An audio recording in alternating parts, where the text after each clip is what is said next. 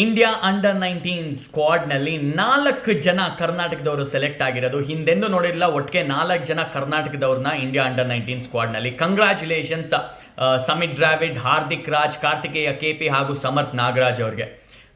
Samit Dravid initial part of Maharaja ಟ್ರೋಫಿನಲ್ಲಿ ಅವರು ಮಿಚ್ ಮಾಸ್ಟರ್ ಫ್ರಂಟ್ ಆಫ್ ಸ್ಕ್ವೇರ್ ಪುಲ್ ಹೊಡಿತಾರೆ 6ಗೆ. ಅದೇ ಒಂಥರ ಟ್ರೆಂಡಿಂಗ್ ಆಗಿತ್ತು ಸೋಷಿಯಲ್ ಮೀಡಿಯಾದಲ್ಲೆಲ್ಲ.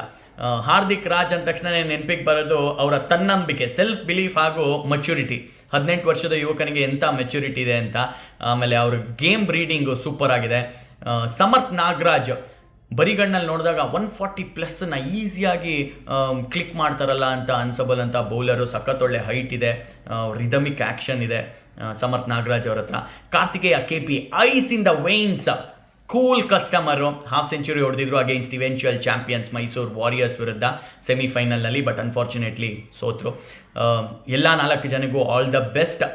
ಸಮಿತ್ ಡ್ರಾವಿಡ್ ಅವರ ಬೌಲಿಂಗ್ ನೋಡೋಕ್ಕೆ ಸಿಗಲಿಲ್ಲ ಮಹಾರಾಜ ಟ್ರೋಫಿನಲ್ಲಿ. ಬಟ್ ಸೆಪ್ಟೆಂಬರಲ್ಲಿ ಆಸ್ಟ್ರೇಲಿಯಾದವರು ಇಂಡಿಯಾಗೆ ಬಂದಾಗ I am sure 4-day tour ಆಗಿರ್ಬೋದು, 1 day ಆಗಿರ್ಬೋದು, ಇವರಿಗೆ ಚಾನ್ಸ್ ಸಿಗುತ್ತೆ ಅಂತ. ಎಲ್ಲ 4 ಜನಕ್ಕೂ ಆಲ್ ದ ಬೆಸ್ಟ್. ಇದೇ ಥರ ನಮಗೆ ಪ್ರೌಡ್ ಫೀಲ್ ಆಗೋ ಥರ ಮಾಡ್ತಾಯಿರಿ.